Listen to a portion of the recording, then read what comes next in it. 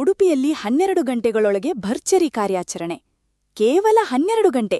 ಮಾಹಿತಿ ಸಿಕ್ಕಿದ್ದೇ ತಡ ಅಧಿಕಾರಿಗಳ ದಿಢೀರ್ ಕಾರ್ಯಾಚರಣೆ.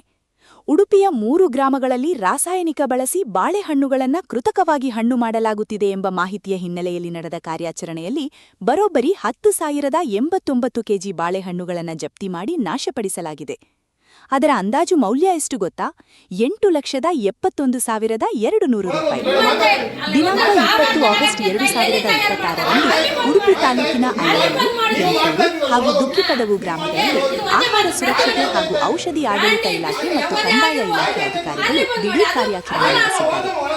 ರಾಸಾಯನಿಕ ಬಳಸಿ ಬಾಳೆಕಾಯಿಗಳನ್ನು ಕೃತಕವಾಗಿ ಹಣ್ಣು ಮಾಡಲಾಗುತ್ತಿದೆ ಎಂಬ ಮಾಹಿತಿಯ ಆಧಾರದ ಮೇಲೆ ಸಂಬಂಧಿತ ಮಳಿಗೆಗಳು ಮತ್ತು ಸ್ಥಳಗಳಲ್ಲಿ ಅಧಿಕಾರಿಗಳು ಪರಿಶೀಲನೆ ನಡೆಸಿದ್ದಾರೆ.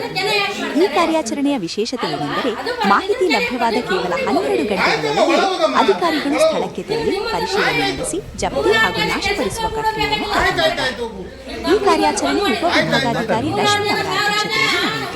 ಉಡುಪಿ ತಹಸೀಲ್ದಾರ್ ಗುರುರಾಜ್ ಅವರ ಸಹಕಾರದೊಂದಿಗೆ ಆಹಾರ ಸುರಕ್ಷತಾ ಅಧಿಕಾರಿ ವಿವೇಕ್ ತ್ರಿಮಲ್ಲೆ ಅವರ ನೇತೃತ್ವದಲ್ಲಿ ಹಾಗೂ ಕಂದಾಯ ಇಲಾಖೆಯ ಸಿಬ್ಬಂದಿಯೊಂದಿಗೆ ಜಂಟಿಯಾಗಿ ಕಾರ್ಯಾಚರಣೆ ನಡೆಸಲಾಯಿತು.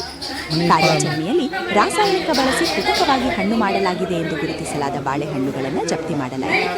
ಒಟ್ಟು 10,089 ಕೆಜಿ ಬಾಳೆಹಣ್ಣುಗಳನ್ನು ಜಪ್ತಿ ಮಾಡಲಾಗಿದ್ದು, ಅದರ ಅಂದಾಜು ಮೌಲ್ಯ 8,71,200 ರೂಪಾಯಿ ಎಂದು ತಿಳಿಸಲಾಗಿದೆ. ಜಪ್ತಿ ಮಾಡಿದ ಬಾಳೆಹಣ್ಣುಗಳನ್ನು ನಂತರ ಡಂಪಿಂಗ್ ಸ್ಥಳದಲ್ಲಿ ನಿಯಮಾನುಸಾರ ನಾಶಪಡಿಸಲಾಗಿದೆ. ಇನ್ನು ಪ್ರಕರಣದಲ್ಲಿ ಕಾನೂನು ಕ್ರಮಕ್ಕೂ ಮುಂದಾಗಲಾಗಿದೆ. ಎಫ್ಸಿಎಸ್ ಆಕ್ಟ್ನ ಸೆಕ್ಷನ್ 56, 58 ಹಾಗೂ 63 ಸೇರಿದಂತೆ ಅನ್ವಯಿಸುವ ಕಾನೂನು ಪ್ರೊವಿಷನ್ಸ್ ಅಡಿ ಕ್ರಮ ಕೈಗೊಳ್ಳುವ ಪ್ರಕ್ರಿಯೆ ನಡೆಯುತ್ತಿದೆ.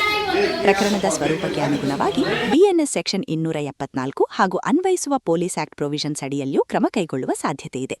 ಆದರೆ ಇಲ್ಲಿ ಪ್ರಮುಖ ಪ್ರಶ್ನೆಗಳು ಇನ್ನೂ ಉಳಿದಿವೆ. ಈ ರಾಸಾಯನಿಕ ಎಲ್ಲಿಂದ ಬಂತು? ಯಾರು ಅದನ್ನು ಸರಬರಾಜು ಮಾಡಿದ್ರು? ಇನ್ನು ಎಷ್ಟು ಕಡೆ ಇದೇ ರೀತಿಯಲ್ಲಿ ಬಾಳೆಹಣ್ಣುಗಳನ್ನು ಕೃತಕವಾಗಿ ಹಣ್ಣು ಮಾಡಲಾಗುತ್ತಿದೆ? ಈ ಎಲ್ಲ ಅಂಶಗಳ ಬಗ್ಗೆ ಸಮಗ್ರ ತನಿಖೆ ನಡೆಯಬೇಕಾಗಿದೆ.